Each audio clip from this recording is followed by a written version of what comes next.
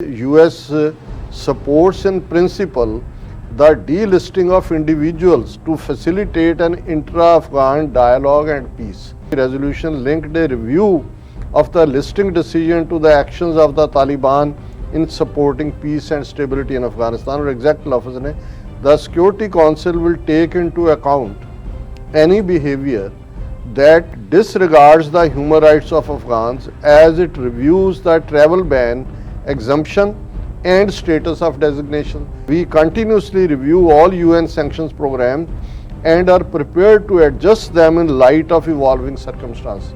मतलब ਇਹ ਹੈ ਕਿ ਇਹਨਾਂ ਨੇ ਆਪਣਾ ਇਹ ਹੱਥ ਧਰ ਦਿੱਤਾ ਸੀ ਇਸ ਦੇ ਉੱਤੇ ਕਿ ਭਾਈ ਅਸੀਂ ਇਸ ਸਾਰੇ ਨੂੰ ਮੰਨ ਲਾਂਗੇ ਔਰ ਅਸੀਂ ਇਹ ਸਾਰੇ needless to say however should the Taliban support or harbor terrorists who threaten the security of international community or fail to uphold human rights in Afghanistan, including women and girls, sanctions will remain in place. ਹੁਣ ਇੱਕ ਪਾਸੇ ਤੁਸੀਂ ਉਹਨਾਂ ਤੋਂ ਆਸ ਕਰਦੇ ਹੋ ਜਿਹੜੀ ਤੁਸੀਂ ਵਿਸ਼ ਲਿਸਟ ਬਣਾਈ ਹੋਈ ਹੈ ਕਿ ਇਹ ਕਰਨ ਜੀ, ਦੂਸਰੇ ਪਾਸੇ ਤੁਸੀਂ ਕਹਿੰਦੇ ਹੋ ਜੀ ਦੇਣੀ ਤੁਹਾਨੂੰ ਅਸੀਂ ਕੱਚੀ ਕੌਡੀ ਨਹੀਂ ਹੈ।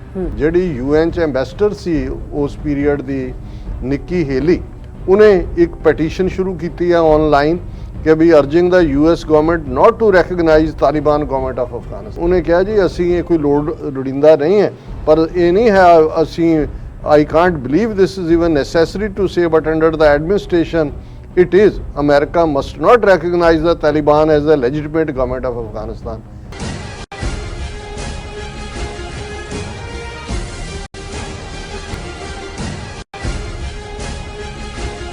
ਵਾਹਿਗੁਰੂ ਜੀ ਕਾ ਖਾਲਸਾ ਵਾਹਿਗੁਰੂ ਜੀ ਕੀ ਫਤਿਹ। ਅਸਲਾਮ ਵਾਲੇਕਮ, ਆਦਾਬ, ਬਰਜ਼ਮਾਹ। ਤੁਹਾਡੀ ਹੋਸਟ ਨੀਲਮ ਕੌਰ ਤੇ ਮੈਂ TV 84 ਦੇ ਸਾਰੇ ਦਰਸ਼ਕਾਂ ਤੇ ਸਰੋਤਿਆਂ ਨੂੰ ਜੀ ਆਇਆਂ ਕਹਿੰਦੀਆਂ ਪ੍ਰੋਗਰਾਮ ਸੱਚੋ ਸੱਚ ਵਿੱਚ, ਜਿਹੜੇ ਇਸ ਪ੍ਰੋਗਰਾਮ ਨਾਲ ਦੇਸ਼ਾਂ ਵਿਦੇਸ਼ਾਂ ਤੋਂ ਜੁੜ ਚੁੱਕੇ ਨੇ। ਖਾਲਸਾ ਅਫੇਅਰ ਸੈਂਟਰ ਦੇ ਸੰਚਾਲਕ ਡਾਕਟਰ ਅਮਰਜੀਤ ਸਿੰਘ ਜੀ ਰੋਜ਼ਾਨੇ ਤਰ੍ਹਾਂ ਸਟੂਡੀਓ 'ਚ ਮੇਰੇ ਨਾਲ ਮੌਜੂਦ ਨੇ। ਆਓ ਉਹਨਾਂ ਨਾਲ ਗੱਲਬਾਤ ਕਰਕੇ ਆਏ ਦੇ ਅਹਿਮ ਇਸ਼ੂਜ਼ ਉੱਪਰ ਉਹਨਾਂ ਤੋਂ ਉਹਨਾਂ ਦਾ ਤਬਸਰਾ ਜਾਣਦੇ ਹਾਂ। ਜੀ ਡਾਕਟਰ ਸਾਹਿਬ, ਵਾਹਿਗੁਰੂ ਜੀ ਕਾ ਖਾਲਸਾ ਵਾਹਿਗੁਰੂ ਜੀ ਕੀ ਫਤਿਹ। ਹਾਂਜੀ ਨੀਲਮ ਕੌਰ ਜੀ, ਤੁਹਾਨੂੰ ਵੀ ਤੇ ਦੁਨੀਆ ਭਰ 'ਚ ਬੈਠੇ ਸਾਡੇ ਬਹੁਤ ਹੀ ਪਿਆਰੇ ਸੋਹਣੇ ਸਿਆਣੇ TV 84 ਦੇ ਦਰਸ਼ਕਾਂ ਨੂੰ ਵੀ ਵਾਹਿਗੁਰੂ ਜੀ ਕਾ ਖਾਲਸਾ ਵਾਹਿਗੁਰੂ ਜੀ ਕੀ ਫਤਿਹ। ਤੇ ਸਾਡੇ ਬਹੁਤ ਹੀ ਪਿਆਰੇ ਮੁਸਲਮਾਨ ਭੈਣਾਂ ਭਰਾਵਾਂ ਨੂੰ अस्सलाम वालेकुम। जी डॉक्टर साहब, जी आया नु प्रोग्राम सचो सच विच बहुत शुक्रिया जी। डॉक्टर साहब, आज 8 सितंबर 2021 24 भादो नानकशाही संमत 553 ਦਾ ਦਿਨ ਹੈ ਤੇ ਡਾਕਟਰ ਸਾਹਿਬ ਪ੍ਰੋਗਰਾਮ ਸ਼ੁਰੂ ਕਰਨ ਤੋਂ ਪਹਿਲਾਂ ਅਸੀਂ ਆਪਣੇ ਦਰਸ਼ਕਾਂ ਤੇ ਸਰੋਤਿਆਂ ਨੂੰ ਹਮੇਸ਼ਾ ਤਰ੍ਹਾਂ ਦੱਸੀ ਵਿਊਅਰਸ, ਜੇ ਤੁਸੀਂ ਹੱਕ ਕੇ ਸੱਚ ਇਨਸਾਫ ਤੇ ਪੈਰਾ ਦਿੰਦਾ ਇੱਕੋ ਇੱਕ ਚੈਨਲ TV 84 ਨੂੰ ਦੇਖਣਾ ਚਾਹੁੰਦੇ ਹੋ ਤਾਂ ਤੁਸੀਂ ਦੇਖ ਸਕਦੇ ਹੋ ਸਪੈਕਟਰਮ ਕੇਬਲ, ਆਸ਼ੀਨ ਕੇਬਲ, ਬੈਲਫੈਬ cable in Canada, roku, Jadoo box, ਸ਼ਾਵਾ, ਫੇਸਬੁੱਕ TV 84 ਦੀ ਐਪ ਰਾਹੀਂ online streaming and IP box ਤੇ ਤੁਸੀਂ TV 84 ਨੂੰ ਦੇਖ ਸਕਦੇ ਹੋ। ਵਿਊਅਰਸ, ਜੇ ਤੁਸੀਂ TV 84 ਨਾਲ ਜਾਂ ਪ੍ਰੋਗਰਾਮ ਸੱਚੋ ਸੱਚ ਨਾਲ ਫੇਸਬੁੱਕ ਰਾਹੀਂ ਜੁੜੇ ਹੋ ਤਾਂ ਇਸ ਨੂੰ ਵੱਧ ਤੋਂ ਵੱਧ ਲਾਈਕ ਕਰੋ ਤੇ ਸ਼ੇਅਰ ਕਰੋ ਅਤੇ ਨਾਲ ਹੀ YouTube ਤੇ ਸਬਸਕ੍ਰਾਈਬ ਵੀ ਕਰੋ। ਇਹ ਵੀ ਦੱਸ ਦਿਓ ਕਿ ਤੁਸੀਂ TV 84 ਦੀ ਐਪ ਨੂੰ ਐਂਡਰੋਇਡ ਐਂਡ ਐਪ ਸਟੋਰ ਤੇ ਡਾਊਨਲੋਡ ਕਰਕੇ ਜੋ TV 84 ਦੀ ਲਾਈਵ ਸਟ੍ਰੀਮ ਹੈ ਉਸ ਨੂੰ ਤੁਸੀਂ 24 ਆਵਰਸ ਦੇਖ ਸਕਦੇ ਹੋ। ਵਿਊਅਰਸ, ਹੁਣ ਅਸੀਂ ਆਪਣੇ ਪ੍ਰੋਗਰਾਮ ਦੀ ਸ਼ੁਰੂਆਤ ਕਰਨ ਜਾ ਰਹੇ ਹਾਂ। ਪ੍ਰੋਗਰਾਮ ਦੇ ਸ਼ੁਰੂ ਦੇ ਵਿੱਚ ਤੁਹਾਨੂੰ ਦੱਸ ਦਈਏ ਕਿ ਅੱਜ ਦੇ ਪ੍ਰੋਗਰਾਮ ਨੂੰ ਸਪਾਂਸਰ ਕੀਤਾ ਗਿਆ ਹੈ ਬਾਲਟੀਮੋਰ ਮੈਰੀਲੈਂਡ ਤੋਂ ਜਿਹੜੇ ਸਥਿਤ ਨੇ GTI ਟਰੱਕ ਲਾਈਨਸ ਵੱਲੋਂ ਸਪਾਂਸਰ ਕੀਤਾ ਗਿਆ ਹੈ। ਸੋ ਇਹਨਾਂ ਨੇ TV 84 ਦੀ ਸਮੁੱਚੀ ਟੀਮ ਅਤੇ ਡਾਕਟਰ ਅਮਰਜੀਤ ਸਿੰਘ ਜੀ ਦਾ ਤਹਿ ਦਿਲ ਤੋਂ ਧੰਨਵਾਦ ਕੀਤਾ ਹੈ ਔਰ ਪੰਥਕ ਮੀਡੀਆ ਦੀ ਇੰਪੋਰਟੈਂਸ ਤੇ ਵੀ ਜ਼ੋਰ ਦਿੱਤਾ ਹੈ। ਸੋ ਅੱਜ ਸਾਨੂੰ ਸਾਡਾ ਜਿਹੜਾ ਨੈਰੇਟਿਵ ਹੈ ਸਥਾਪਿਤ ਕਰਨ ਦੀ ਕਹਿੰਦੇ ਨੇ ਕਿ ਲੋੜ ਹੈ। GTI ਟਰੱਕ ਲਾਈਨਸ ਦੇ ਮਾਲਕ ਸਰਦਾਰ ਹਰਜੀਤ ਸਿੰਘ ਗਿੱਲ ਪੰਥਕ ਸੋਚ ਦੇ ਧਾਰਨੀ ਹਨ ਅਤੇ ਸੇਵਾ ਲਈ ਹਮੇਸ਼ਾ ਤਿਆਰ ਰਹਿੰਦੇ ਹਨ। ਸੋ GTI ਟਰੱਕ ਲਾਈਨ ਦੀ ਸਮੁੱਚੀ ਟੀਮ ਅਤੇ ਸਰਦਾਰ ਹਰਜੀਤ ਸਿੰਘ ਗਿੱਲ ਜੀ ਦਾ ਅਸੀਂ ਤਹਿ ਦਿਲ ਤੋਂ ਧੰਨਵਾਦ ਕਰਦੇ ਹਾਂ ਔਰ ਤੁਹਾਨੂੰ ਵੀ ਅਪੀਲ ਤੇ ਬੇਨਤੀ ਕਰਦੇ ਹਾਂ ਕਿ ਤੁਸੀਂ ਵੀ ਪ੍ਰੋਗਰਾਮ ਸੱਚੋ ਸੱਚ ਨੂੰ ਵੱਧ ਤੋਂ ਵੱਧ ਸਪਾਂਸਰ ਕਰੋ। ਸਪਾਂਸਰਸ਼ਿਪ ਲਈ ਤੁਸੀਂ ਸਾਨੂੰ ਕਾਲ ਕਰ ਸਕਦੇ ਹੋ ਸਾਡੇ ਫੋਨ ਨੰਬਰ ਤੇ 5166191984। ਸੇਮ ਨੰਬਰ ਤੇ ਤੁਸੀਂ ਸਾਨੂੰ WhatsApp ਕਰ ਸਕਦੇ ਹੋ। ਤੁਸੀਂ ਸਾਨੂੰ ਈਮੇਲ ਵੀ ਕਰ ਸਕਦੇ ਹੋ info@tv84.tv ਤੇ।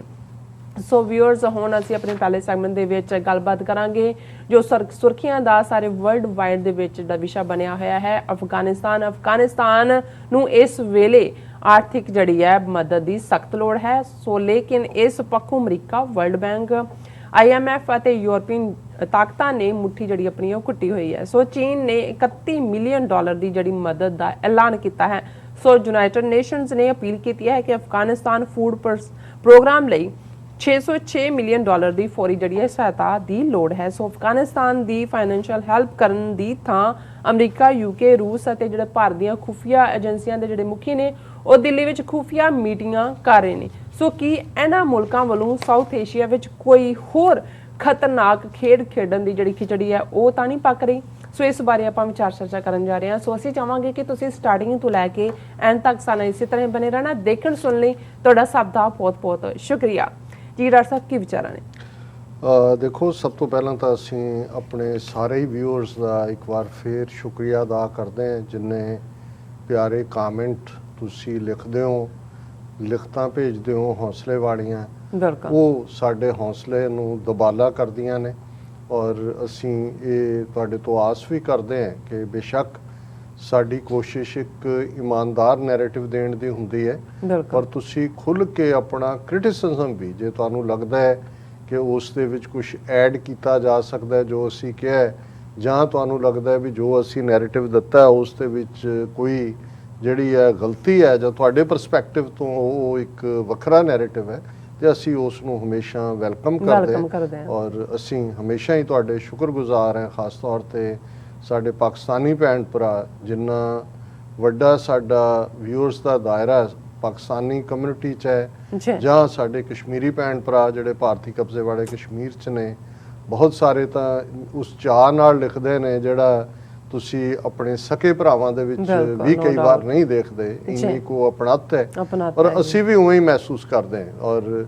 ਇਹ ਠੀਕ ਹੈ, ਬਹੁਤ ਸਾਰੇ ਚਾਹੁੰਦੇ ਨੇ ਨਿੱਜੀ ਤੌਰ ਤੇ ਗੱਲ ਕਰਨਾ, ਫੋਨ ਨੰਬਰ ਦੀ ਮੰਗ ਹੁੰਦੀ ਹੈ ਜਾਂ ਨਿੱਜੀ ਕੰਟੈਕਟ 'ਚ ਆਉਣਾ ਚਾਹੁੰਦੇ ਨੇ। ਅਸੀਂ ਦੱਸਦੇ ਹੀ ਹੈ ਵੀ ਇੱਕ ਬੜੇ ਮਹਦੂਦ ਵਕਤ ਦੇ ਵਿੱਚ ਬਹੁਤ ਕੁਝ, ਬਹੁਤ ਰੁਝੇਵਿਆਂ ਦੇ ਚੱਲਦਿਆਂ ਅਸੀਂ ਇਹ ਜ਼ਰੂਰ ਕੋਸ਼ਿਸ਼ ਕਰਾਂਗੇ। ਹੁਣ ਜੇ ਡੈਲਟਾ ਵੇਰੀਐਂਟ ਨਾ ਆਉਂਦਾ ਤੇ ਸ਼ਾਇਦ ਅਸੀਂ ਇਹਦਾ ਨਾਂ ਭਾਵੇਂ ਅਸੀਂ ਪ੍ਰੀਤ ਮਿਲਣੀਆਂ ਰੱਖੀਏ, ਪਿਆਰ ਮਿਲਣੀ ਹੈ, ਥਾਂ ਥਾਈਂ ਜਿਸ ਖਿੱਤੇ 'ਚ ਅਸੀਂ ਆਉਣਾ ਹੋਏਗਾ ਔਰ ਉੱਥੇ ਸਾਡੇ ਜਿਹੜੇ ਬੇਸਡ ਵਿਊਅਰਸ ਨੇ ਉਹਨਾਂ ਦੇ ਨਾਲ ਅਸੀਂ ਮੁਲਾਕਾਤ ਕਰਾਂਗੇ ਅੱਡ-ਅੱਡ ਮੁਲਕਾਂ 'ਚ ਵੀ। ਪਰ ਹਾਲ ਦੀ ਘੜੀ ਕੋਵਿਡ-19 ਦੇ ਚਲਦਿਆਂ ਅਸੀਂ ਰਿਸਟ੍ਰਿਕਟਡ ਵੀ ਹੈ ਔਰ ਵੈਸੇ ਵੀ ਟੈਲੀਫੋਨ ਦੇ ਉੱਤੇ ਜਿਹੜਾ ਸਾਨੂੰ ਵੀ ਬਹੁਤ ਸਾਰਾ ਧਿਆਨ ਰੱਖਣਾ ਪੈਂਦਾ ਹੈ। ਇੱਥੇ ਜਿਸ ਮੁਲਕ ਦੇ ਵਿੱਚ ਅਸੀਂ ਬੈਠੇ ਹਾਂ ਇਹਨਾਂ ਦੀਆਂ ਵੀ ਆਪਣੀਆਂ ਏਜੰਸੀਆਂ, ਆਪਣਾ ਇਹਨਾਂ ਦਾ ਨੈਟਵਰਕ ਹੈ ਔਰ ਇੰਨੀ ਫਰੀडम, ਠੀਕ ਹੈ ਅਸੀਂ ਗੱਲ ਆਪਣੀ ਆਜ਼ਾਦੀ ਨਾਲ ਕਹਿੰਦੇ ਹਾਂ ਔਰ ਕੋਈ ਖੌਫ ਵੀ ਨਹੀਂ ਹੈ, ਪਰ ਅਸੀਂ ਨਹੀਂ ਚਾਹੁੰਦੇ ਕਿ ਵੀ ਇਸ ਕਰਕੇ ਕੋਈ ਸਾਡੇ ਹੋਰ ਜਿਹੜੇ ਨੇ ਉਹ ਟਰਬਲ ਦਾ ਸ਼ਿਕਾਰ ਹੋਣ। ਇਸ ਲਈ ਟੈਲੀਫੋਨ ਅਸੀਂ ਮਹਿਦੂਦ ਹੀ ਕਰਦੇ ਹਾਂ ਜਦੋਂ ਕੋਈ ਅਟਮੋਸਟ ਇੰਪੋਰਟੈਂਟ ਪਾਰਟ ਹੁੰਦਾ ਹੈ। ਤੁਹਾਡੀਆਂ ਲਿਖਤਾਂ ਜਿਹੜੀਆਂ, ਕਿਉਂਕਿ ਸਾਡੀ ਈਮੇਲ ਕਰ ਸਕਦੇ ਨੇ ਸਾਨੂੰ ਜੋ ਵੀ ਇਹਨਾਂ ਦੇ ਵਿਚਾਰ ਹੈਗੇ ਨੇ, ਅਸੀਂ ਹਮੇਸ਼ਾ ਇਹ ਕਹਿੰਦੇ ਵੀ ਹਾਂ ਕਿ ਭਾਈ ਜੋ ਗੱਲ ਅਸੀਂ ਕਹਿੰਦੇ ਹਾਂ ਉਹ well within the ambit of UN charter ਹੈ ਹਿਊਮਨ ਰਾਈਟਸ ਦਾ, well within the ambit of international law ਹੈ ਔਰ ਇਸ ਲਈ ਸਾਨੂੰ ਕੋਈ ਜਿਹੜਾ ਉਹ ਝਿਜਕ ਨਹੀਂ ਹੈ। ਪਰ ਬਹੁਤ ਵਾਰ ਜਦੋਂ ਅਸੀਂ ਟੈਲੀਫੋਨਿਕ ਕਨਵਰਸੇਸ਼ਨ ਕਰਦੇ ਹਾਂ, ਸਾਡੇ ਆਪਣੀ ਅਸੀਂ ਸਿੱਖ ਕੌਮ ਦੇ ਹਵਾਲੇ ਨਾਲ ਵੀ ਮੈਂ ਪਿਛਲੇ 30-35 ਸਾਲ 'ਚ ਦੇਖਿਆ ਬਹੁਤ ਸਾਰੇ ਭਾਵੁਕ ਹੋ ਜਾਂਦੇ ਨੇ, ਫਿਰ ਐਮੋਸ਼ਨਲੀ ਜੇ ਕੁਛ ਕਿਹਾ ਜਾਂਦਾ ਤੇ ਉਹ ਕਈ ਵਾਰ ਉਸ ਐਂਬਿਟ ਤੋਂ ਬਾਹਰ ਜਾਣ ਦੀ ਗੱਲ ਹੁੰਦੀ ਹੈ। ਸੋ ਅਸੀਂ ਇਸ ਦੇ ਲਈ ਮਾਫੀ ਵੀ ਚਾਹੁੰਦੇ ਹਾਂ ਕਿ ਬਹੁਤਿਆਂ ਨਾਲ ਅਸੀਂ ਪਰਸਨਲ ਰਾਬਤਾ ਨਹੀਂ ਕਰ ਸਕਦੇ, ਪਰ ਤੁਹਾਡੀਆਂ ਲਿਖਤਾਂ ਜੇ ਹੋਣਗੀਆਂ ਔਰ ਤੁਸੀਂ ਈਮੇਲ ਲਿਖਦੇ ਹੋ ਉਹ ਅਸੀਂ ਉਹਨਾਂ ਦੇ ਨਾਲ 1-to-1 ਜਿਹੜਾ ਉਹ ਰਾਬਤਾ ਵੀ ਕਾਇਮ ਕਰਦੇ ਹਾਂ।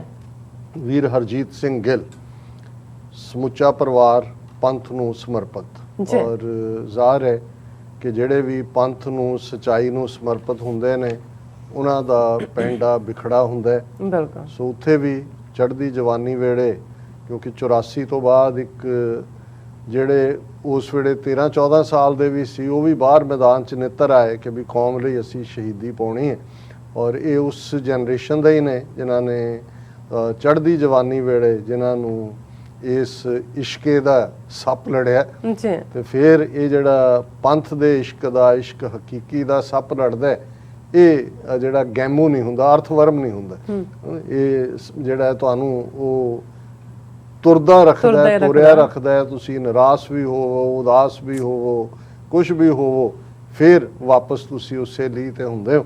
ਸੋ ਉਹਨਾਂ ਨੇ, ਵੀਰ ਨੇ ਇੱਥੇ ਆ ਕੇ ਵੀ ਬਹੁਤ ਸਟਰਗਲ ਕੀਤੀ, ਬੜੇ ਔਡ ਜੌਬਸ ਤੋਂ ਕੰਮ ਸ਼ੁਰੂ ਕੀਤਾ। ਹੁਣ ਕਿਉਂਕਿ ਅਸੀਂ ਲਾਸਟ ਵਿਜ਼ਿਟ ਵੇਲੇ ਰੁਕੇ ਵੀ ਔਰ ਉਹਨਾਂ ਨੇ ਆਪਣਾ ਟਰੱਕਿੰਗ ਐਮਪਾਇਰ ਦਿਖਾਇਆ ਔਰ ਬੜਾ ਜ਼ਬਰਦਸਤ ਉਹਨਾਂ ਦਾ ਸੈਟਅਪ ਹੈ, ਨੈਟਵਰਕ ਹੈ ਔਰ ਉਹ ਹਮੇਸ਼ਾ ਹੀ ਖੁੱਲ੍ਹਦਿਲੀ ਦੇ ਨਾਲ ਹਰ ਪੰਥਕ ਕੌਜ਼ ਨੂੰ ਸਮਰਪਿਤ ਹੁੰਦੇ ਨੇ। ਬੜਾ ਪਿਆਰਾ ਪਰਿਵਾਰ ਹੈ ਉਹਨਾਂ ਦੀ, ਸੰਘਣੀ ਸਾਹਿਬਾਂ, ਉਹਨਾਂ ਦੀਆਂ ਬੱਚੀਆਂ, ਬੇਟਾ, ਉਹਨਾਂ ਦੇ ਮਾਤਾ ਪਿਤਾ ਜਿਹੜੇ ਟੋਰਾਂਟੋ 'ਚ ਨੇ, ਔਰ ਉਹਨਾਂ ਦੇ ਮਦਰ ਇਨ ਲਾ।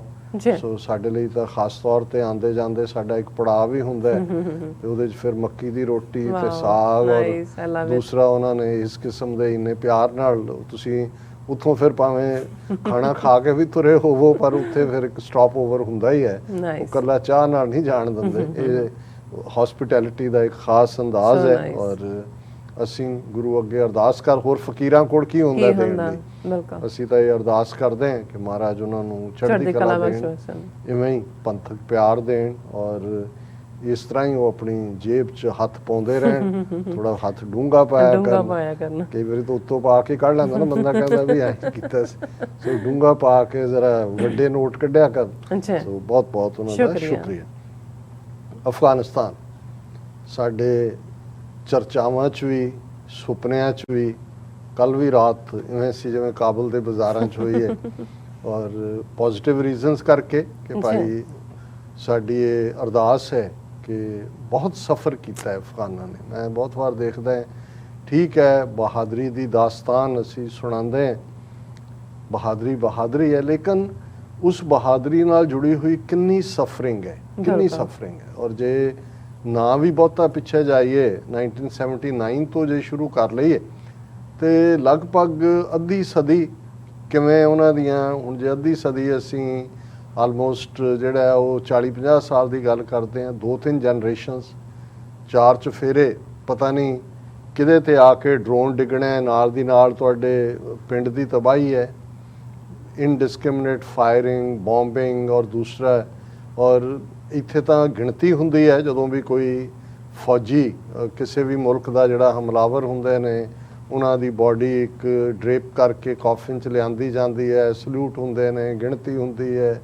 ਉਹਨਾਂ ਦੇ ਅੱਗੋਂ ਕੰਪਨਸੇਸ਼ਨ ਹੁੰਦਾ ਹੈ, ਜਿਹੜੇ ਜ਼ਖਮੀ ਨੇ ਉਹਨਾਂ ਨੂੰ ਤੈਅ ਜ਼ਿੰਦਗੀ ਪੈਨਸ਼ਨ ਮਿਲਦੀ ਹੈ। ਪਰ ਤੁਸੀਂ ਅੰਦਾਜ਼ਾ ਲਾਓ ਵੀ ਸਾਰੇ ਕਨਫਲਿਕਟ 'ਚ ਜਿਹੜਾ 1979 ਤੋਂ 1999 ਤੱਕ ਪਹਿਲਾਂ ਸੋਵੀਅਤ ਯੂਨੀਅਨ ਦੇ ਖਿਲਾਫ ਹੋਇਆ, ਫਿਰ ਨਾਲ ਦੀ ਨਾਲ ਉਹਨਾਂ ਦੀ ਸਿਵਲ ਵਾਰ ਸ਼ੁਰੂ ਹੋ ਗਈ ਜਿਹੜੀ ਕਿ ਆਲਮੋਸਟ 1990-91 ਤੋਂ ਲੈ ਕੇ 1996 ਤੱਕ ਚੱਲੀ।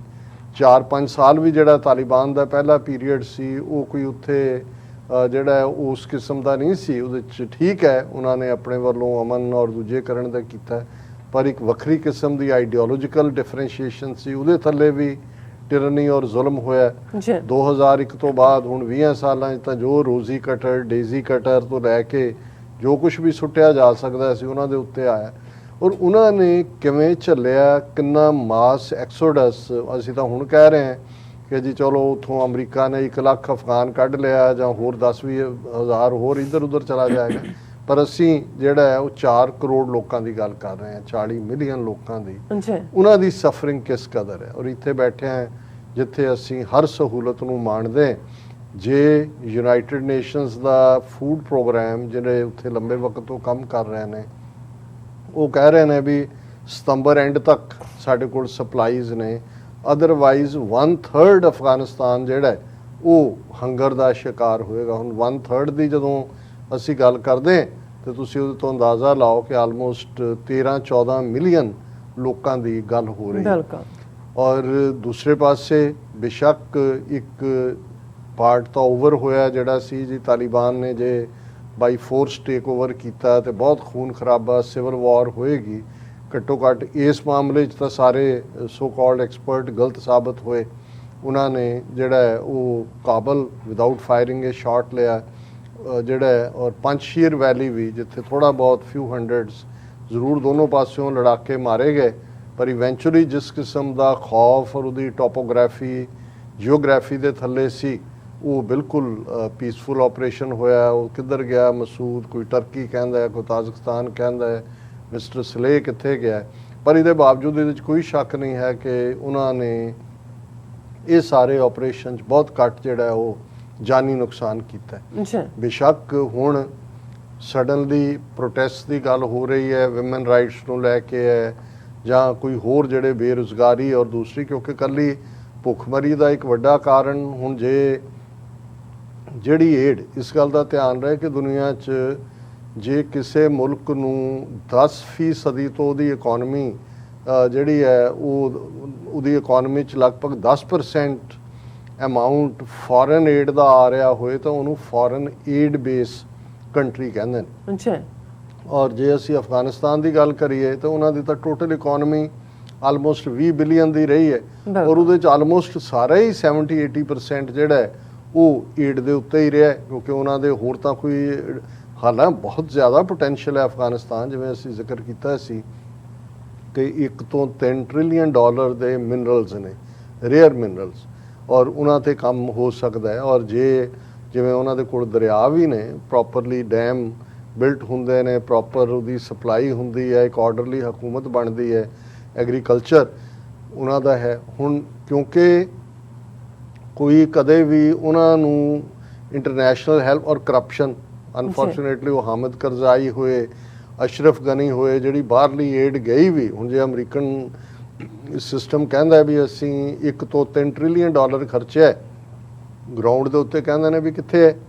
ਬਿਲਕੁਲ, ਕਿਉਂਕਿ ਅੱਬਲ ਤਾਂ ਬਹੁਤ ਸਾਰਾ ਐਡਮਿਨਿਸਟ੍ਰੇਟਿਵ ਢਾਂਚੇ ਤਨਖਾਹਾਂ 'ਚ ਔਰ ਜਿਹੜੇ ਪ੍ਰਾਈਵੇਟ ਕਾਂਟਰੈਕਟਰ ਔਰ ਦੂਜੇ ਉਹ ਲੈ ਜਾਂਦੇ ਨੇ, ਤੇ ਜਿਹੜਾ ਥੱਲੇ ਪਹੁੰਚਣਾ ਅਲਟੀਮੇਟਲੀ ਇੱਕ ਐਡਮਿਨਿਸਟ੍ਰੇਸ਼ਨ ਰਾਹੀਂ ਪਹੁੰਚਣਾ ਉਹ ਟੋਟਲੀ ਕਰਪਟ। ਜੇ ਕਰਪਟ ਨਾ ਹੁੰਦੇ ਤਾਂ 3 ਲੱਖ ਫੌਜ ਜਿਹੜੀ ਹੈ ਬਿਨਾਂ ਈਵਨ ਥੋੜ੍ਹੀ ਬਹੁਤ ਵੀ ਰੈਜ਼ਿਸਟੈਂਸ ਦਿੱਤਿਆਂ ਐਂ ਗਾਇਬ ਹੋ ਜਾਂਦੀ ਜਿਵੇਂ ਗਧੇ ਦੇ ਸਿਰ ਤੋਂ ਸਿੰਘ।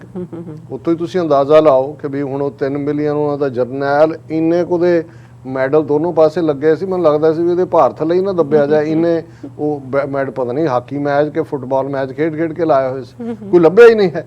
ਸੋ ਇਹ ਆਪਣੇ ਆਪ ਦੇ ਵਿੱਚ ਇਸ ਗੱਲ ਦਾ ਸਬੂਤ ਹੈ ਕਿ ਸੁਸਾਇਟੀ ਦੇ ਵਿੱਚ ਕਿਸ ਹੱਦ ਤੱਕ ਕਰਪਸ਼ਨ ਜਿਹੜੀ ਹੈ ਉਹ ਕਰੀਪ ਕੀਤੀ ਹੋਈ ਹੈ। ਦੂਸਰਾ ਪਾਰਟ ਜਦੋਂ ਅਸੀਂ ਦੇਖਦੇ ਹਾਂ ਵੀ ਇੱਕ ਪਾਸੇ ਬੇਸ਼ੱਕ ਤਾਲਿਬਾਨ ਦਾ 1996 ਤੋਂ 2001 ਦਾ ਦੌਰ ਮਾੜਾ ਦੌਰ ਸੀ, ਲੇਕਿਨ ਜਿਹਨੂੰ ਕਹਿੰਦੇ ਨੇ ਕ੍ਰੈਡਿਟ ਤਾਂ ਉਹਨੂੰ ਦੇਣਾ ਚਾਹੀਦਾ ਜਿੱਥੇ ਬਣਦਾ ਹੈ। ਯੂਨਾਈਟਿਡ ਨੇਸ਼ਨਸ ਦੀਆਂ ਆਪਣੀਆਂ ਰਿਪੋਰਟਸ ਨੇ ਇਸ ਦੇ ਉੱਤੇ ਕਿ ਜਿਹੜੀ ਉੱਥੇ ਅਫੀਮ ਦੀ ਖੇਤੀ, ਓਪੀਅਮ ਕਲਟੀਵੇਸ਼ਨ, ਉਹਦੇ ਨਾਲ ਜੁੜਿਆ ਹੋਇਆ, ਫਿਰ ਕੋਕੇਨ, ਹੈਰੋਇਨ, ਜਿਹੜੀਆਂ ਸਾਰੀਆਂ ਡਰੱਗ ਜਿਨ੍ਹਾਂ ਦੀ ਸਾਰੀ ਦੁਨੀਆ ਦੀਆਂ ਡਰੱਗਸ ਦਾ 65-70% ਅਫਗਾਨਿਸਤਾਨ 'ਚੋਂ ਪਹਿਲਾਂ ਵੀ ਆਉਂਦਾ ਸੀ, 96 ਤੋਂ ਪਹਿਲਾਂ ਜਦੋਂ ਤਾਲਿਬਾਨ ਨੇ ਲਿਆ, ਇਹਨਾਂ ਦੇ ਪੀਰੀਅਡ 'ਚ ਉਹਨਾਂ ਨੇ ਬੰਦ ਕੀਤਾ। ਉਹਨਾਂ ਨੇ ਕਿਹਾ ਵੀ ਦੇਖੋ ਜਦੋਂ ਤੁਸੀਂ ਮਜ਼ਹਬ ਦੇ ਨਾਲ ਖਲੋਂਦੇ ਹੋ ਫਿਰ ਇਸਲਾਮ ਤਾਂ ਨਹੀਂ ਸਿਖਾਉਂਦਾ ਨਾ ਵੀ ਤੁਸੀਂ ਅਫੀਮ ਵੇਚੋ ਜਾਂ ਹੈਰੋਇਨ ਜਾਂ ਉਹਦੀ ਖੇਤੀ 'ਚੋਂ ਜਿਹੜੀ ਕਮਾਈ ਆ ਉਹਦੇ ਨਾਲ ਜਦੋਂ ਰਿਜ਼ਕੇ ਹਲਾਲ ਦੀ ਗੱਲ ਹੈ, ਇਹ ਤੁਹਾਡਾ ਰਿਜ਼ਕੇ ਹਲਾਲ ਤਾਂ ਨਹੀਂ ਹੈ। ਔਰ ਤਾਲਿਬਾਨ ਨੇ ਉਹਨੂੰ ਲਾਗੂ ਵੀ ਕੀਤਾ ਸੀ, ਲੇਕਿਨ ਅਸ਼ਰਫ ਗਨੀ, ਉਸ ਤੋਂ ਪਹਿਲਾਂ ਹਾਮਿਦ ਕਰਜ਼ਾਈ, ਤੁਸੀਂ ਹੁਣ UN ਦੀਆਂ ਰਿਪੋਰਟਾਂ ਕੱਢ ਲਓ ਕਿ ਭਾਈ ਉੱਥੇ ਉਸ ਦੌਰ ਨਾਲੋਂ ਕਈ ਗੁਣਾ ਜ਼ਿਆਦਾ ਜਿਹੜੀ ਹੈ ਉਹ ਖੇਤੀ ਹੁੰਦੀ ਚਲੀ ਗਈ, ਜਿਹੜੀ ਹੁਣ ਵੀ ਹੋ ਰਹੀ ਹੈ। ਹੁਣ ਜ਼ਾਹਰ ਹੈ ਵੀ ਜਿਹੜੇ ਲੋਕ ਔਰ ਕਿਉਂਕਿ ਇਸ ਜਿਹੜੀ ਇੰਟਰਨੈਸ਼ਨਲ ਡਰੱਗ ਟ੍ਰੇਡ ਹੈ ਉਹਨਾਂ ਦੀ market Europe, land route Tajikistan, Uzbekistan ਰਾਹੀਂ, ਫਿਰ ਸਾਊਥ ਅਮਰੀਕਾ ਦਾ ਇੱਕ ਆਪਣੀ ਮਾਰਕੀਟ ਹੈ, ਪਰ ਜਿਹੜੀ ਈਵਨ ਅਮਰੀਕਾ ਇੱਕ ਸਟੇਜ ਤੇ, ਹੁਣ ਤਾਂ ਮੈਨੂੰ ਨਹੀਂ ਪਤਾ ਫਿਗਰਸ, ਇੱਕ ਸਟੇਜ ਤੇ ਦੁਨੀਆ 'ਚ ਜਿੰਨੀ ਹੈਰੋਇਨ ਔਰ ਇਹ ਡਰੱਗ ਸੀ ਉਹਦੀ 50% ਮਾਰਕੀਟ ਅਮਰੀਕਾ 'ਚ ਹੁਣ ਵੀ ਹੈਗੀ ਹੈ। ਡਰੱਗਸ ਦਾ ਇਹਨਾਂ ਦੇ ਇੱਕ ਆਪਣੇ ਵਪਾਰੀ ਡਰੱਗ ਟ੍ਰੇਡ ਨਾਲ ਜੁੜੇ ਹੋਏ ਨੇ। ਹੁਣ ਜੇ ਉਹਨਾਂ ਨੇ ਜੋ ਵੀ ਮਾੜਾ ਚੰਗਾ ਇਹਨਾਂ ਨੂੰ ਕਿਸੇ ਨੂੰ ਉਹਨਾਂ ਦੀ ਇੰਟਰਿਮ ਗਵਰਨਮੈਂਟ ਦਾ ਸਟਰਕਚਰ ਪਸੰਦ ਆਇਆ ਨਹੀਂ ਆਇਆ, ਹੁਣ ਇਹ ਕਹੋ ਜੀ ਫਲਾਣਾ ਵੀ UN ਟੈਰਰਿਸਟ ਲਿਸਟ 'ਚ ਹੈ, ਹਕਾਨੀ ਦੇ ਮੁੰਡੇ ਤੇ $5 ਮਿਲੀਅਨ ਦਾ ਜਿਹੜਾ ਇਨਾਮ ਰੱਖਿਆ, ਬਲੈਕ ਲਿਸਟ ਜਿਹੜਾ, ਇਹਨੂੰ ਸਾਰਿਆਂ ਨੂੰ, ਇਹ ਤਾਂ ਭਾਈ ਸਾਰੇ ਉਦੋਂ ਇਵੇਂ ਹੀ ਸੀ ਜਦੋਂ ਤੁਸੀਂ ਗੱਲਬਾਤ ਵੀ ਸ਼ੁਰੂ ਕੀਤੀ ਸੀ ਤਾਲਿਬਾਨ ਨਾਲ। ਔਰ ਜੇ ਤੁਸੀਂ ਇਸ ਹਵਾਲੇ ਨਾਲ ਯੂਨਾਈਟਿਡ ਨੇਸ਼ਨਸ ਦਾ ਰੈਜ਼ੋਲੂਸ਼ਨ ਦੇਖੋ 2020 ਦਾ ਟਰੰਪ ਐਡਮਿਨਿਸਟ੍ਰੇਸ਼ਨ ਵੇਲੇ, ਕਿਉਂਕਿ ਤਾਲਿਬਾਨ ਨੂੰ ਲਿਸਟਡ ਕੀਤਾ ਹੋਇਆ ਸੀ UN ਨੇ ਵੀ, ਅਮਰੀਕਾ ਨੇ ਜਿਹੜਾ ਹੈ ਉਸ ਦੇ ਵਿੱਚ ਇਹਨਾਂ ਨੇ, ਅਮਰੀਕਾ ਨੇ ਹੀ ਉਸ ਵੇਲੇ ਰੈਜ਼ੋਲੂਸ਼ਨ ਮੂਵ ਕੀਤਾ ਸੀ ਜਿਹੜਾ ਰੈਜ਼ੋਲੂਸ਼ਨ 2513 ਹੈ, ਔਰ 2153 ਮਾਰਚ 2020 'ਚ। ਹੁਣ ਇਹ ਉਹ ਪੀਰੀਅਡ ਹੈ ਮਾਰਚ 2020 ਜਦੋਂ ਕਿ ਗੱਲਬਾਤ ਜਿਹੜੀ ਹੈ ਉਹ ਫਾਈਨਲ ਇਹਨਾਂ ਦੀ ਡੈਕਲੇਰੇਸ਼ਨ ਹੁੰਦੀ ਹੈ। ਹੁਣ ਉਹ ਰੈਜ਼ੋਲੂਸ਼ਨ ਕੀ ਸੀ, ਟਰੰਪ ਐਡਮਿਨਿਸਟ੍ਰੇਸ਼ਨ ਨੇ ਕੀਤਾ। ਉਹਨਾਂ ਨੇ ਕਿਹਾ ਕਿ US supports in principle the delisting of individuals to facilitate an intra-Afghan dialogue and peace। ਹੁਣ ਇੱਕ ਪਾਸੇ ਤਾਂ ਇਹਨਾਂ ਨੇ ਨੈਗੋਸ਼ੀਏਸ਼ਨ ਕੀਤੀ, ਨੈਕਸਟ ਟੂ ਦਾ ਫੇਸ ਸੀ ਇੰਟਰਾ ਅਫਗਾਨ ਐਗਜ਼ਿਸਟਿੰਗ ਗਵਰਨਮੈਂਟ ਨਾਲ। ਹੁਣ ਇੰਟਰਾ ਅਫਗਾਨ ਵੀ ਜਾਂ ਇਹਨਾਂ ਦੇ ਨਾਲ ਵੀ ਤਾਂ ਹੀ ਹੁੰਦਾ ਜੇ ਉਹ UN ਤੋਂ ਡੀਲਿਸਟ ਕਰਾਉਂਦੇ।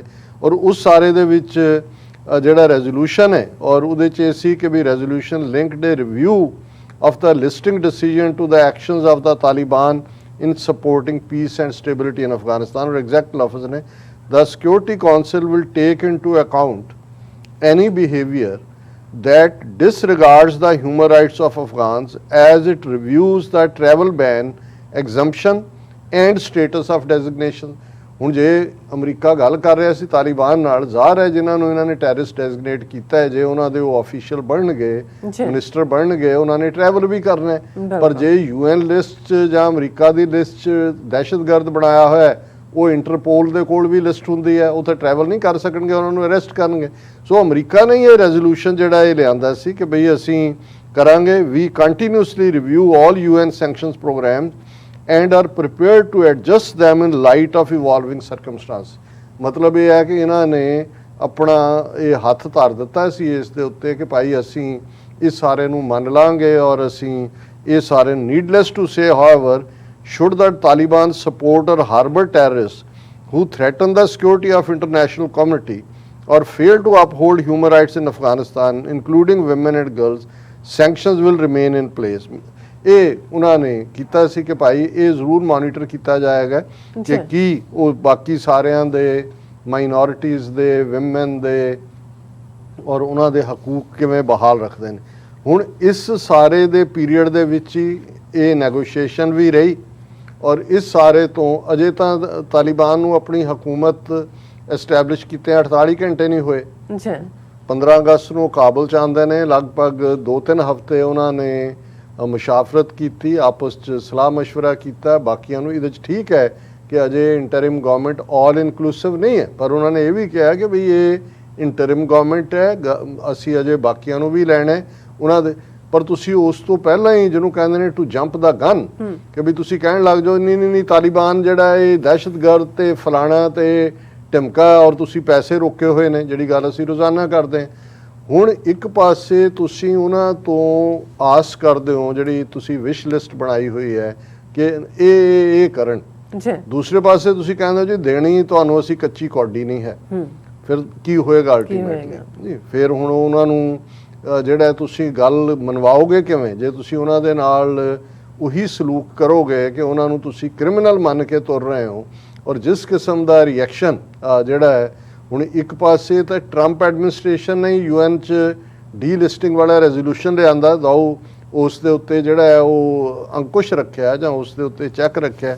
ਹੁਣ ਜਿਹੜੀ ਯੂਐਨ 'ਚ ਐਂਬੈਸਡਰ ਸੀ ਉਸ ਪੀਰੀਅਡ ਦੀ, ਨਿੱਕੀ ਹੇਲੀ, ਉਹਨੇ ਇੱਕ ਪੈਟੀਸ਼ਨ ਸ਼ੁਰੂ ਕੀਤੀ ਹੈ ਆਨਲਾਈਨ ਕਿ we urging the US government not to recognise Taliban government of Afghanistan. ਉਹ ਪਟੀਸ਼ਨ ਜਿਹੜੇ ਰੈਜ਼ੋਲੂਸ਼ਨ ਯੂਐਨ ਦੇ ਵਿੱਚ ਲਿਆਉਣ ਵਾਲਾ ਅਮਰੀਕਾ, ਉਹ ਹੁਣ ਪਟੀਸ਼ਨ ਕੰਪੇਨ ਕਰ ਰਹੀ ਹੈ ਰਿਪਬਲਿਕਨ ਜਿਹੜੀ ਹੈ ਕਿ ਵੀ ਇਹ ਉਹਨੇ ਕਿਹਾ ਜੀ ਅਸੀਂ ਇਹ ਕੋਈ ਲੋੜੀਂਦਾ ਨਹੀਂ ਹੈ, ਪਰ ਇਹ ਨਹੀਂ ਹੈ ਅਸੀਂ I can't believe this is even necessary to say, but under the administration it is. America must not recognize the Taliban as the legitimate government of Afghanistan।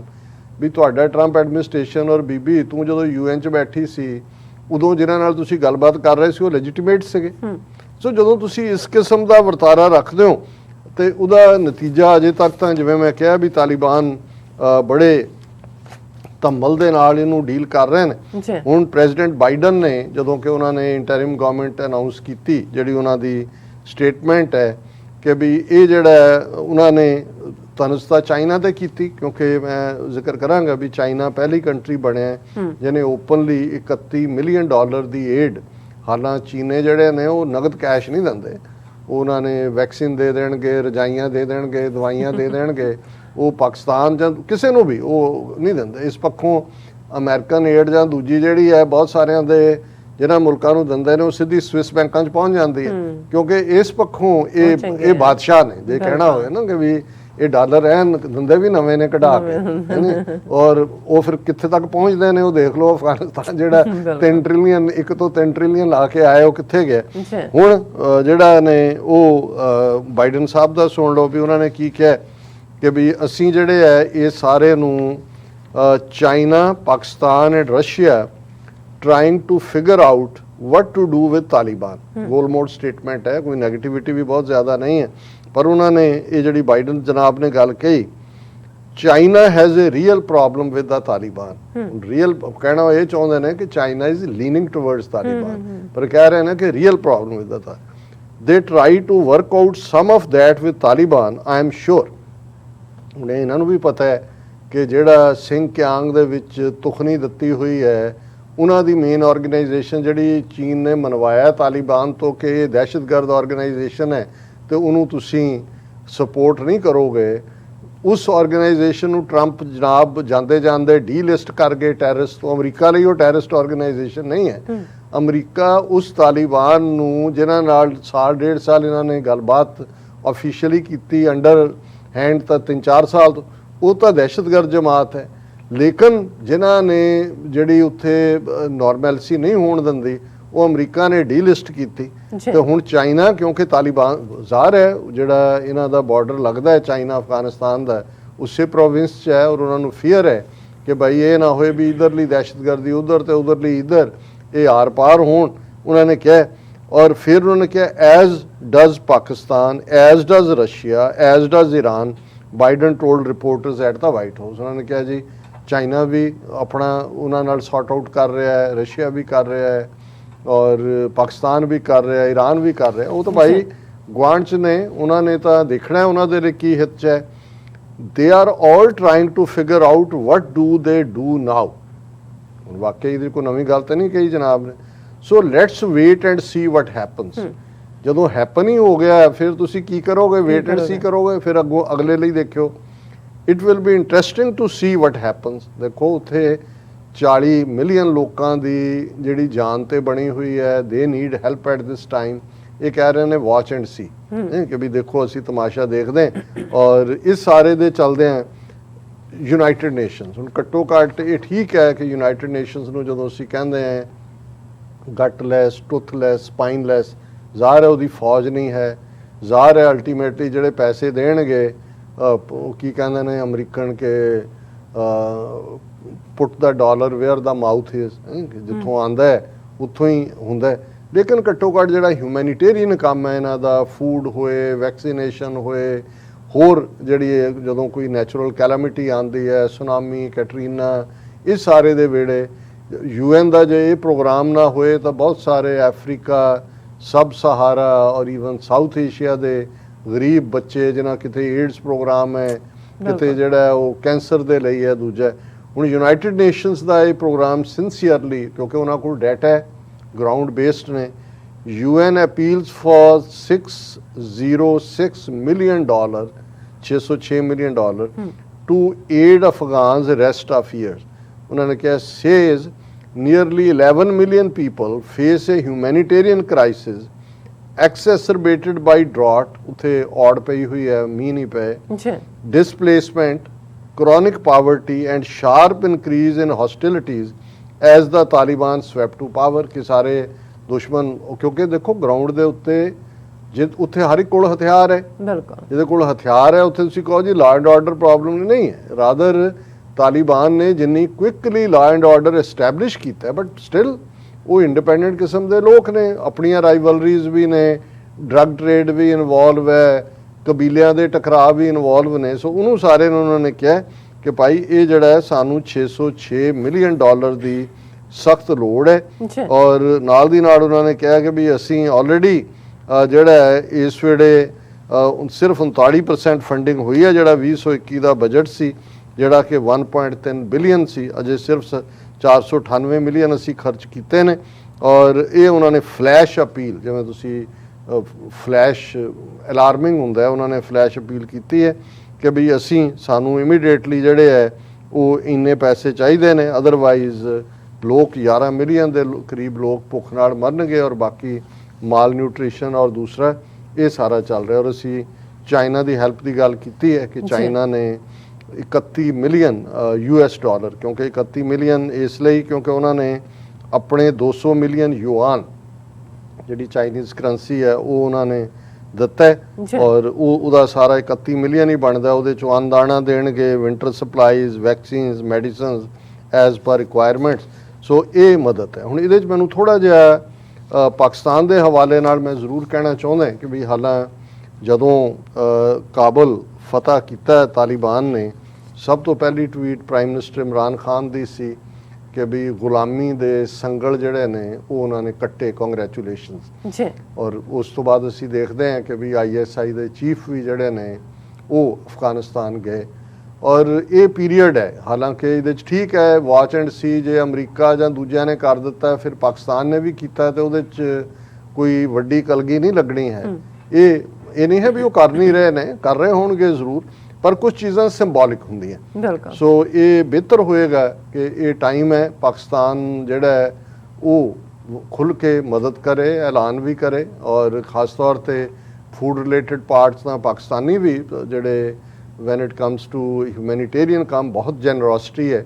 ਉਹ ਜੇ UN $600 ਮਿਲੀਅਨ ਮੰਗ ਰਹੀ ਹੈ ਔਰ ਸਤੰਬਰ ਐਂਡ ਕੀ ਹੈ, ਅਸੀਂ 1/3 ਸਪਟੈਂਬਰ ਤਾਂ ਲੰਘ ਗਿਆ ਬਿਲਕੁਲ ਕਿ ਵੀ ਜੇ ਤੁਸੀਂ ਭੇਜਣੇ ਵੀ ਹੈ, ਟਰੱਕਾਂ ਰਾਹੀਂ ਵੀ ਸਪਲਾਈ ਕਰਨਾ ਹੈ, ਦੂਸਰਾ ਵੀ ਕਰਨਾ ਹੈ, ਇਹ ਜਿਹੜਾ ਹੈ ਉਹਦੇ 'ਚ ਵਕਤ ਲੱਗਦਾ ਹੈ। ਔਰ ਇਸ ਮਾਮਲੇ 'ਚ ਪਾਕਿਸਤਾਨ ਨੂੰ ਐਗਰੈਸਿਵਲੀ ਅੱਗੇ ਆਉਣਾ ਚਾਹੀਦਾ ਹੈ ਔਰ ਕੋਈ ਕੁੰਡ ਕੱਢ ਕੇ ਗੱਲ ਕਰਨ ਦੀ ਲੋੜ ਨਹੀਂ ਹੈ, ਕੁੰਡ ਚੁੱਕ ਕੇ ਗੱਲ ਹੋਣੀ ਚਾਹੀਦੀ ਹੈ ਔਰ ਖੁੱਲ੍ਹ ਕੇ ਇਹਨਾਂ ਦੀ ਅਫਗਾਨ ਲੋਕਾਂ ਦੀ ਮਦਦ ਤੇ ਆਉਣਾ ਚਾਹੀਦਾ।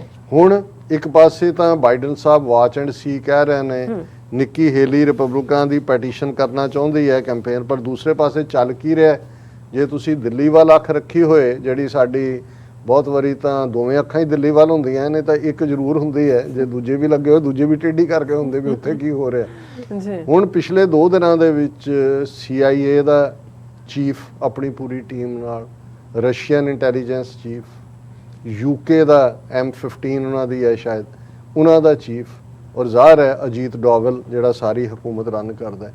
ਹੁਣ ਗੱਲ ਇਹ ਹੈ ਕਿ ਵੀ ਉਹ ਪੰਜਾਬੀ 'ਚ ਇੱਕ ਅਖਾਣ ਹੈ ਕਿ ਵੀ ਫੋੜਾ ਕਿਤੇ ਤੇ ਚੀਰਾ ਕਿਤੇ। ਹੁਣ ਫੋੜਾ ਤਾਂ ਅਫਗਾਨਿਸਤਾਨ ਹੈ ਔਰ ਉਹਨਾਂ ਨੇ ਤਾਲਿਬਾਨ ਨੇ ਇੱਕ ਚੀਰਾ ਤਾਂ ਦੇ ਕੇ ਵਿੱਚੋਂ ਪੱਸ ਕੱਢਤੀ। ਅਸ਼ਰਫ ਗਨੀ ਦੌੜਿਆ, ਹੁਣ ਵੈਸੇ ਉਹਨੇ ਇੱਕ ਵੀਡੀਓ ਪਾ ਮਾਫੀ ਮੰਗੀ ਜੀ ਮੈਂ ਲੋਕਾਂ ਤੋਂ ਦੌੜ ਦੂੜ ਆਇਆ, ਪਰ ਇਹ ਜਿਹੜਾ ਨਵਾਂ ਫੋੜਾ ਖੜਾ ਕੀਤਾ ਜਾ ਰਿਹਾ ਹੈ ਦਿੱਲੀ ਦੇ ਵਿੱਚ, ਔਰ ਇੰਟੈਲੀਜੈਂਸ ਏਜੰਸੀਆਂ ਇਹਨਾਂ ਮੁਲਕਾਂ ਦੀਆਂ, ਰਸ਼ੀਆ ਦਾ ਥੋੜਾ ਸ਼ੱਕ ਵੀ ਪਾਉਂਦਾ ਕਿਉਂਕਿ ਇੱਕ ਪਾਸੇ ਤਾਂ ਰਸ਼ੀਆ ਚਾਈਨਾ ਦਾ ਜੂਨੀਅਰ ਪਾਰਟਨਰ ਹੈ ਔਰ ਜ਼ਾਹਰ ਹੈ ਕਿ ਗੱਲਬਾਤ ਵੇਲੇ ਵੀ ਮਾਸਕੋ 'ਚ ਵੀ ਉਹ ਆਏ, ਤਾਲਿਬਾਨ ਉਹਨਾਂ ਨਾਲ ਰਾਬਤਾ ਵੀ ਹੈ। ਹਾਲਾਂਕਿ ਉਹਨਾਂ ਦਾ ਫਿਕਰ ਵੀ ਜੇ ਚਾਈਨਾ ਦਾ ਸਿੰਕਿਆਂਗ ਨੂੰ ਲੈ ਕੇ ਫਿਕਰ ਹੈ, ਰਸ਼ੀਆ ਦਾ ਇਹ ਹੈ ਕਿ ਤਾਜ਼ਿਕਸਤਾਨ, ਉਜ਼ਬੇਕਿਸਤਾਨ, ਤੁਰਕਮਾਨਿਸਤਾਨ ਜਿਹੜੇ ਨਾਲ ਨਾਲ ਲੱਗਦੇ ਨੇ, ਇਹ ਉਧਰ ਨੂੰ ਨਾ ਤੁਰ ਪੈਣ, ਜਿਹਨੂੰ ਇਹ ਦਹਿਸ਼ਤਗਰਦੀ ਕਹਿੰਦੇ ਨੇ, ਔਰ ਇਸਲਾਮਿਕ, ਕਿਉਂਕਿ ਉਹਨਾਂ ਨੇ ਜਿਹੜਾ ਇਸਲਾਮਿਕ ਐਮੀਰੇਟਸ ਨੂੰ ਹੀ ਆਪਣੇ ਆਪ ਨੂੰ ਅਮੀਰਾਤ ਹੀ ਐਲਾਨਿਆ, ਇਹ ਫਿਕਰ ਸਮਝ ਆ ਸਕਦਾ ਹੈ। ਪਰ ਉਸ ਦਿੱਲੀ 'ਚ ਆ ਕੇ ਇਹਨਾਂ ਸਾਰਿਆਂ ਦਾ, ਇੱਕ ਪਾਸੇ ਅਮਰੀਕਾ ਨੇ ਰੂਸ ਦੇ ਉੱਤੇ ਕਿਸ ਕਿਸਮ ਦੀਆਂ ਸੈਂਕਸ਼ਨਸ ਲਾਈਆਂ ਕਿ ਜੀ ਤੁਸੀਂ ਕ੍ਰੀਮੀਆ 'ਚ ਕੀ ਕੀਤਾ, ਤੁਸੀਂ ਬੈਲਾਰੂਸ 'ਚ ਕੀ ਕਰ ਰਹੇ ਹੋ, ਇਹ ਵੀ ਇਨਵੈਸਟੀਗੇਸ਼ਨ, ਤੁਸੀਂ ਅਮਰੀਕਨ ਸਿਸਟਮ, ਇਲੈਕਸ਼ਨ ਸਿਸਟਮ 'ਚ ਦਖਲ ਅੰਦਾਜ਼ੀ ਕੀਤੀ, ਨੈਟੋ ਉਧਰ ਜਾ ਕੇ ਯੂਰਪੀਅਨ ਯੂਨੀਅਨ 'ਚ ਬਾਈਡਨ ਦੀ ਕੀ ਲਾਈਨ ਲਈ, ਨੈਟੋ ਨੂੰ ਵੀ ਕਾਇਮ ਰੱਖਣਾ ਚਾਹੁੰਦੇ ਨੇ। ਪਰ ਐਸਾ ਕੀ ਹੈ ਕਿ ਰਸ਼ੀਅਨ ਔਰ ਟਾਈਮਿੰਗ, ਅਦਰਵਾਈਜ਼ ਰਸ਼ੀਆ ਇੰਡੀਆ ਦੀ ਇੱਕ ਆਪਣੀ ਕਿਸਮ ਦੀ ਰਿਲੇਸ਼ਨਸ਼ਿਪ ਹੈ, ਜੇ ਕੋਈ ਬ੍ਰੇਕਡਾਊਨ ਤਾਂ ਨਹੀਂ ਹੋਈ, ਕਿਉਂਕਿ ਉਹ ਵੀ ਹਥਿਆਰ ਵੇਚਦੇ ਨੇ, ਉਹਨਾਂ ਦਾ ਵੀ, ਔਰ ਉਹਨਾਂ ਦੇ ਜਿਹੜੇ ਉਹ ਲੈ ਕੇ ਮਿਸਾਈਲਾਂ ਨੂੰ, ਡਿਫੈਂਸ ਸਿਸਟਮ SU ਕੀ ਹੈ ਉਹਦਾ 400K ਕੀ ਹੈ, ਉਹ ਇੰਡੀਆ ਨੇ ਖਰੀਦਣੇ ਨੇ, ਨਹੀਂ ਨੇ, ਉਹ ਇੱਕ ਆਪਣੇ। ਪਰ ਇਸ ਮੌਕੇ ਦੇ ਉੱਤੇ ਜਦੋਂ ਇਹ ਸਾਰੇ ਵਿਦਨ 2 ਡੇਜ਼ ਰੇਂਜ, ਜਿਹਦੇ 'ਚ ਰਸ਼ੀਆ ਵੀ ਆ ਜਾਂਦਾ ਹੈ, UK ਵੀ, UK ਨੂੰ ਕੀ ਨਜ਼ਰ ਆਇਆ ਵੀ ਤੁਸੀਂ ਉੱਥੇ ਦਿੱਲੀ ਤੁਹਾਡਾ ਇੰਟੈਲੀਜੈਂਸ ਚੀਫ ਜਾ ਰਿਹਾ, ਸੋ ਉਹਦੇ ਤੋਂ ਮੈਨੂੰ ਇਹ ਲੱਗਦਾ ਹੈ ਕਿ ਵੀ ਕੁਛ ਨਾ ਕੁਛ ਕੋਈ ਖਿਚੜੀ ਪੱਕ ਰਹੀ ਹੈ ਆਉਣ ਵਾਲੇ ਪੀਰੀਅਡ ਦੇ ਲਈ ਅਫਗਾਨਿਸਤਾਨ ਨੂੰ ਡੀਸਟੈਬਿਲਾਈਜ਼ ਜ਼ਾਹਰ ਹੈ। ਚਾਈਨਾ ਦੇ ਖਿਲਾਫ ਇੰਗਲੈਂਡ ਤਾਂ ਅਮਰੀਕਾ, UK ਤਾਂ ਹੈ ਹੀ ਹੈ, ਅਮਰੀਕਾ ਦੇ ਨਾਲ ਕੁਆਡ ਤਾਂ ਪਹਿਲਾਂ ਹੀ ਉਹਨਾਂ ਨੇ ਬਣਾਇਆ, ਔਰ ਇਹਦੇ ਨਾਲ ਅਸੀਂ ਇਹ ਵੀ ਦੇਖਦੇ ਹਾਂ India Australia to hold 2-2 meet, ਔਰ ਇਹ ਉਹਨਾਂ ਨੇ ਕਿਹਾ ਕਿ ਜੋ 2-2 ਦਾ ਮਤਲਬ ਹੈ ਕਿ ਫੋਰਨ ਮਿਨਿਸਟਰ ਔਰ ਡਿਫੈਂਸ ਮਿਨਿਸਟਰ, ਉਹਨਾਂ ਨੇ ਕਿਹਾ ਵੀ ਇਹ ਬਹੁਤ ਜਲਦੀ ਜਿਹੜੀ ਹੈ these inaugural 2+2 discussions are cornerstone of Australia India comprehensive strategic partnership, ਔਰ ਇਹ ਵੀ ਬਹੁਤ ਜਲਦ ਜਿਹੜਾ ਕਰਨ ਜਾ ਰਹੇ ਨੇ 2-2 ਮੀਟਿੰਗ। ਲੇਕਿਨ ਜਿਹੜੀ ਇਹਨਾਂ ਦੇ ਇੰਟੈਲੀਜੈਂਸ ਏਜੰਸੀਆਂ ਦੇ ਹਵਾਲੇ ਨਾਲ ਹੈ, Russian security chief discusses joint coordination with Doval, ਹੁਣ ਇਹ ਮੇਨ ਖਬਰ, ਔਰ ਇੰਡੀਆ ਰੇਜ਼ਿਸ ਇਸ਼ੂਜ਼ ਆਫ ਪਾਕਿਸਤਾਨ's links with new regime Jaish-e Mohammed and Lashkar-e-Taiba in talks. ਹੁਣ ਰਸ਼ੀਆ ਦੇ ਨਾਲ ਇੰਡੀਆ ਟਾਕ ਕਰ ਰਿਹਾ ਹੈ, ਅਫਗਾਨਿਸਤਾਨ ਦੇ ਲੋਕਾਂ ਦੀ ਮਦਦ ਦੀ ਗੱਲ ਨਹੀਂ ਹੈ। ਰਸ਼ੀਆ ਔਰ ਇੰਡੀਆ ਇਹ ਡਿਸਕਸ ਕਰ ਰਹੇ ਨੇ ਕਿ ਜੀ ਇਹ ਜਿਹੜੇ ਪਾਕਿਸਤਾਨ ਦੇ ਲਿੰਕ ਨੇ ਜੈਸ਼-ਏ ਮੁਹੰਮਦ ਔਰ ਲਸ਼ਕਰ-ਏ-ਤਾਇਬਾ ਨਾਲ, ਇਹ ਇੰਡੀਆ ਨੂੰ ਕਿਵੇਂ ਨੁਕਸਾਨ ਕਰ ਸਕਦੇ ਨੇ, ਇਸ ਦੇ ਉੱਤੇ ਡਿਸਕਸ਼ਨ ਹੋ ਰਹੀ ਹੈ। ਫਿਰ Russian NSA CIA chief meet Doval week after British MI6 M15 ਨਹੀਂ ਹੈ, ਮੈਂ ਵੀ ਹਮੇਸ਼ਾ ਨੂੰ M15 ਜਾਂ M16 ਕਹਿੰਦਾ, MI6 chiefs visit, bid to improve intelligence sharing, jointly hold Taliban to its promises।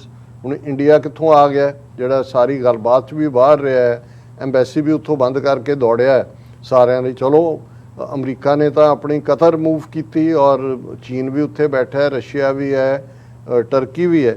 ਹੁਣ chief of central intelligence CIA William Burns, Russian national security adviser general Nikolai Patrushev have met NSA Ajit Dover and other top security managers over the past 2 days, or these interactions took place a week after the visit of British intelligence chief Richard Moore, MI5 ਦਾ ਜਿਹੜਾ MI6 ਉਹਨਾਂ ਦੇ chief ਨੂੰ ਮਿਲਿਆ। ਔਰ ਇਹ ਸਾਰਾ ਜਿਹੜਾ ਇਸ ਪਾਸੇ ਵੱਲ, ਔਰ ਮੈਂ ਕਿਉਂਕਿ ਵਾਸ਼ਿੰਗਟਨ DC 'ਚ ਆਲਮੋਸਟ 20 ਸਾਲ ਦੇ ਸਟੇ ਦੇ ਦੌਰਾਨ ਉੱਥੋਂ ਦੀ ਜਿਹੜੀ ਹੈ ਸੋ ਕਾਲਡ ਥਿੰਕ ਟੈਂਕਸ ਔਰ ਜਿਹੜੀਆਂ ਇੰਸਟੀਚਿਊਟਸ ਜਿਵੇਂ ਕਾਰਨੈਗੀ ਐਂਡੋਮੈਂਟ ਹੈ ਜਾਂ ਫਰੀडम ਹਾਊਸ ਹੈ, ਇਹਨਾਂ ਨਾਲ ਵੀ ਥੋੜ੍ਹਾ ਬਹੁਤ ਆਉਣ ਜਾਣ ਦਾ ਵੀ ਮੌਕਾ ਬਣਦਾ ਰਿਹਾ। ਔਰ ਕਾਰਨੈਗੀ ਐਂਡੋਮੈਂਟ ਫॉर ਪੀਸ ਦਾ ਇੱਕ ਹੈ, ਮਹਾਰਾਸ਼ਟਰੀਅਨ ਬ੍ਰਾਹਮਣ ਹੈ ਪਰ ਨਾਂ ਇਹਨੇ ਈਸਾਈਆਂ ਵਾਲਾ ਰੱਖਿਆ ਹੋਇਆ ਹੈ, ਜਿਹੜਾ ਟੈਲਿਸੇ ਐਸ਼ਲੀ, ਇਹ ਬਿਲਕੁਲ ਪ੍ਰੋ ਇੰਡੀਆ, ਹਮੇਸ਼ਾ ਹੀ ਉੱਥੇ ਵੀ ਮੈਂ ਦੇਖਦਾ ਰਿਹਾ। ਕੁਦਰਤੀ ਕੱਲ੍ਹ ਲੇਟ ਆਵਰਸ 'ਚ ਮੈਂ ਕਰਨ ਥਾਪਰ ਦੇ ਨਾਲ ਇਹਦਾ ਇੰਟਰਵਿਊ ਸੁਣਿਆ ਔਰ ਮੈਨੂੰ ਐਸ਼ਲੇ ਜਿਹੜਾ ਇਹ ਜਦੋਂ ਵੀ ਕੁਝ ਕਹਿ ਰਿਹਾ ਹੋਏ ਜਿਹੜਾ ਇਹ ਸਮਝੋ ਕਿ ਵੀ ਇੰਡੀਆ ਬੋਲ ਰਿਹਾ ਔਰ ਉਹ ਹਾਲਾਂਕਿ ਉਹਨੇ ਕਿਹਾ ਜੀ ਇੰਡੀਆ ਨੇ ਆਹ ਹੋਇਆ ਉਹ ਹੋਇਆ, ਪਰ ਉਹਨੇ ਬੜੀ ਹੋਪ ਵਾਲਾ ਉਹਦਾ ਇੰਟਰਵਿਊ ਸੀ ਇੰਡੀਆ ਲਈ। ਉਹਨੇ ਕਿਹਾ ਜੀ ਵੀ ਬੇਸ਼ੱਕ ਤਾਲਿਬਾਨ ਨੇ ਕਰ ਲਿਆ ਉੱਥੇ, ਇੰਡੀਆ ਨੇ ਐਮਬੈਸੀ ਬੰਦ ਕਰਤੀ ਜਾਂ ਪਾਕਿਸਤਾਨ ਨੂੰ ਵਕਤੀ ਐਡਵਾਂਟੇਜ ਹੈ, ਪਰ ਲੌਂਗ ਟਰਮ ਇੰਡੀਆ ਦਾ ਬਹੁਤ ਫਾਇਦਾ ਹੈ। ਅਮਰੀਕਾ ਮੋਰ ਰਿਲਾਈ ਕਰੇਗਾ ਇੰਡੀਆ 'ਤੇ ਔਰ ਇੰਡੀਆ ਦੀ ਇੰਪੋਰਟੈਂਸ ਆਉਣ ਵਾਲੇ ਪੀਰੀਅਡ 'ਚ, ਕਿਉਂਕਿ ਚਾਈਨਾ ਦੇ ਨਾਲ ਜੋ ਚੱਲ ਰਿਹਾ ਇੰਡੀਆ ਦੀ ਇੰਪੋਰਟੈਂਸ ਬਹੁਤ ਜ਼ਿਆਦਾ ਹੋਏਗੀ। ਔਰ ਇਹ ਜਦੋਂ ਮੈਂ ਇਹਦਾ ਹਾਲਾਂ ਮੈਨੂੰ ਇਹ ਖੁੜਕਦਾ ਰਿਹਾ ਸੀ ਵੀ ਉੱਥੇ ਉਹ ਦੂਜੇ ਕੀ ਕਰ ਰਹੇ ਨੇ, CIA ਵਾਲਾ ਕੀ ਕਰ ਰਿਹਾ ਹੈ ਜਾਂ MI5 ਵਾਲਾ ਕੀ ਕਰ ਰਿਹਾ, ਪਰ ਇਹ ਜਿਹੜਾ ਐਸ਼ਲੀ ਦੇ ਇੰਟਰਵਿਊ ਤੋਂ ਬਾਅਦ ਮੈਨੂੰ ਲੱਗਾ ਕਿ ਵੀ ਇਹ ਵਾਕਿਆ ਹੀ ਉੱਥੇ ਖਿਚੜੀ ਪੱਕ ਰਹੀ ਹੈ ਔਰ ਆਉਣ ਵਾਲੇ ਪੀਰੀਅਡ ਜਿਹੜੀ ਗ੍ਰੇਟ ਗੇਮ ਹੈ ਉਸ ਦੀ ਕੋਈ ਨਾ ਕੋਈ ਮਿਸਚਿਫ ਉਹ ਤਿਆਰ ਕੀਤੀ ਜਾ ਰਹੀ ਹੈ। ਬਿਲਕੁਲ ਡਾਕਟਰ ਸਾਹਿਬ, ਤੁਹਾਡਾ ਬਹੁਤ ਬਹੁਤ ਸ਼ੁਕਰੀਆ, ਤੁਸੀਂ ਆਪਣੇ ਵਿਚਾਰ ਸਾਡੇ ਦਰਸ਼ਕਾਂ ਨਾਲ ਸਾਂਝੇ ਕੀਤੇ ਨੇ। ਸੋ ਇੱਥੇ ਲੈਣੇ ਬ੍ਰੇਕ ਤੋਂ ਪਹਿਲਾਂ ਅਸੀਂ ਆਪਣੇ ਦਰਸ਼ਕਾਂ ਤੇ ਸਰੋਤਿਆਂ ਨੂੰ ਅਪੀਲ ਤੇ ਬੇਨਤੀ ਕਰਦੀ, ਵਿਊਅਰਸ, ਜਿਸ ਤਰ੍ਹਾਂ ਤੁਸੀਂ ਜਾਣਦੇ ਹੋ ਕਿ TV84 ਇੱਕ ਪੰਥਕ ਚੈਨਲ ਹੈ। TV84 ਦੀ ਚੜ੍ਹਦੀ ਕਲਾ ਲਈ ਵੱਧ ਤੋਂ ਵੱਧ ਡੋਨੇਟ ਕਰੋ। ਡੋਨੇਟ ਕਰਨ ਲਈ ਸਾਡੀ ਵੈਬਸਾਈਟ TV84.tv ਤੇ ਜਾ ਕੇ ਪੇਪਲ ਦੀ ਵਰਤੋਂ ਕਰਕੇ ਵਨ ਟਾਈਮ ਡੋਨੇਟ ਕਰ ਸਕਦੇ ਹੋ, ਮੰਥਲੀ ਡੋਨੇਟ ਵੀ ਕਰ ਸਕਦੇ ਹੋ। ਤੁਸੀਂ TV84 ਦੇ ਨਾਮ ਤੇ ਚੈੱਕ ਬਣਾ ਕੇ ਸਾਨੂੰ ਮੇਲ ਵੀ ਕਰ ਸਕਦੇ ਹੋ ਸਾਡੇ ਇਸ ਪਤੇ ਤੇ 36-01 37 ਐਵਨਿਊ, ਲੌਂਗ ਆਈਲੈਂਡ ਸਿਟੀ, ਨਿਊਯਾਰਕ 11101 USA, ਜਾਂ ਫਿਰ ਤੁਸੀਂ ਸਾਨੂੰ ਫੋਨ ਰਾਹੀਂ ਵੀ ਸੰਪਰਕ ਕਰ ਸਕਦੇ ਹੋ ਸਾਡੇ ਫੋਨ ਨੰਬਰ ਤੇ 5166191984। ਤੁਸੀਂ ਸਾਨੂੰ ਈਮੇਲ ਵੀ ਕਰ ਸਕਦੇ ਹੋ info@tv84.tv ਤੇ। ਅਸੀਂ ਤੁਹਾਡੇ ਤਹਿ ਦਿਲ ਤੋਂ ਸ਼ੁਕਰਗੁਜ਼ਾਰ ਹੋਵਾਂਗੇ। ਸੋ ਇੱਥੇ ਲੈਣੇ ਬ੍ਰੇਕ, ਵਿਊਅਰਸ, ਤੁਸੀਂ ਸਾਡੇ ਨਾਲ ਇਸੇ ਤਰ੍ਹਾਂ ਹੀ ਬਣੇ ਰਹਿਣਾ। ਮਿਲਦੇ ਹਾਂ ਆਫਟਰ ਦਿਸ ਸ਼ਾਰਟ ਬ੍ਰੇਕ।